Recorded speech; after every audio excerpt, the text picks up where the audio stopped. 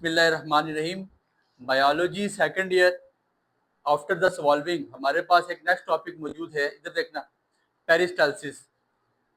ठीक है, पेरिस्टाल्सिस कहा जाता है। हम लोगों ने ओरल कैविटी पढ़ा, ओरल कैविटी के बाद हमने सॉल्विंग पढ़ा।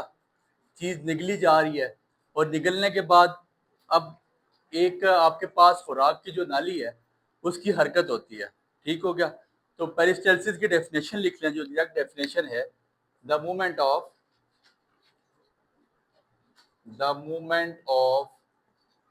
digestive tract by which food is moved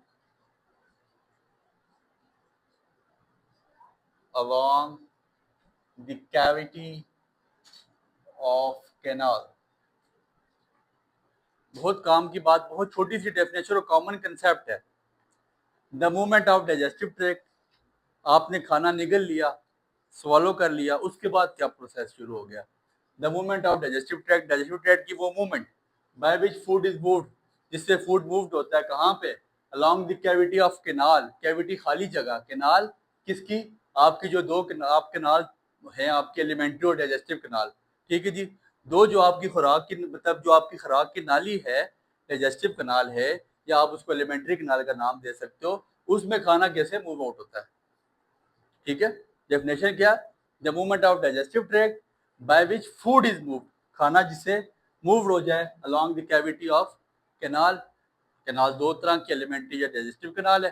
फिर उसके बाद दिस कैनाल लिख लीजिएगा, is made up of two muscles. ये दो तरह के मसल से मिलके बनता है। ये कैनाल दो तरह के मसल से मिलके बनती है। एक है आपके पास लॉन्गिट्यूडनल कैनाल, लॉन्गिट्यूडनल मसल्स, और दूसरे मसल्स से आपके पास कौन से हैं, सर्कुलर मसल्स। ये कैनाल किससे मिलके बनती है, दो तरह के मसल्स हैं आपके पास, लॉन्गिट्यूडनल मसल और सर्कुलर मसल। ये करते क्या है बच्चे, ये मसल्स करते क्या है। ठीक है जी, ये मसल्स करते क्या है, production of waves for contraction and relaxation of canal. Contraction and relaxation of canal. देखिए उस दिन हमने पढ़ा एक बड़ी कैनाल क्या है आफ्टर द सॉल्विंग ना, आपने कभी गौर किया है, इस तरह की आपके पास डाइजेस्टिव ट्रैक्ट है।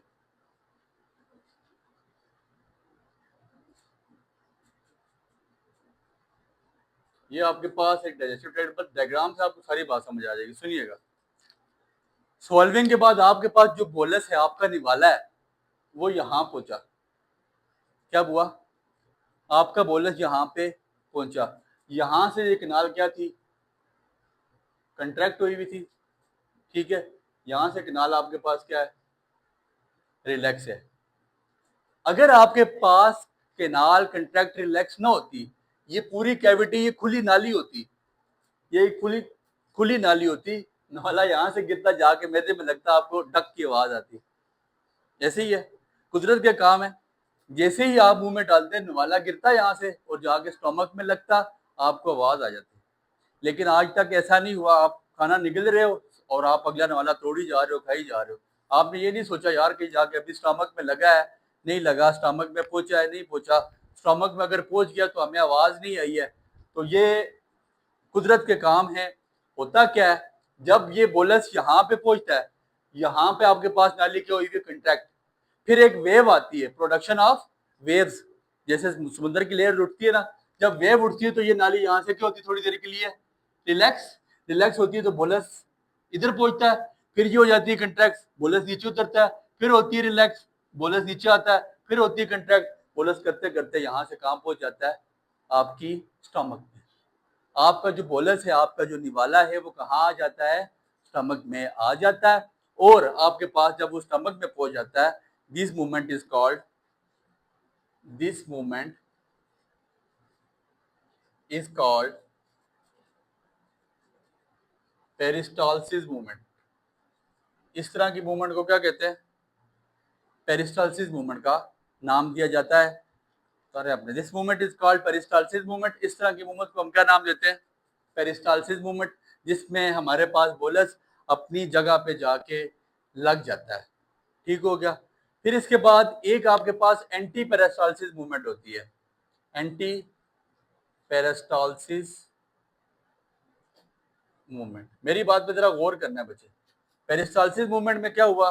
पेरिस्टालसिस मूवमेंट की बात कर रहा हूँ। खाना निकला माउथ से, कहाँ पे गया? स्टमक में, और स्टमक से कहाँ चला गया? इंटेस्टाइन में चला गया। कहानी खत्म। ये आपके पास क्या था? ये कौन सी मूवमेंट है? Peristalsis movement. ठीक हो गया। लेकिन एंटी पेरिस्टालसिस मूवमेंट क्या है? Reverse movement of food. Food की रिवर्स मूवमेंट अक्सर हो जाती है हम सब, जिसको हम नाम देते हैं वॉमिटिंग हो रही है, वॉमिट हो रहा है। ठीक है। वो क्या करता है? इंटेस्टाइन से वो रिवर्स होता है, कहाँ चला जाता है? स्टमक में, और स्टमक से वापस कहाँ चला जाता है? मुंह में, और मुंह से बाहर आ जाता है। और it is called anti peristalsis movement. इस तरह की मूवमेंट को हम क्या कहते हैं? Anti peristalsis movement. छोटा सा कंसेप्ट है, बात आपको सारी समझा दी गई है। किताब से कोशिश करें मत लिखें, किताब पे मत जाए, इसी तरह का स्केच तैयार करें। शॉर्ट क्वेश्चन में 3 नंबर पे ये आ सकता है, लॉन्ग क्वेश्चन तो ऑफकोर्स ये नहीं बन सकता। बहुत ईजी सी बात थी, उम्मीद है आपको समझ आई होगी। दुआओं में याद रखिए। बहुत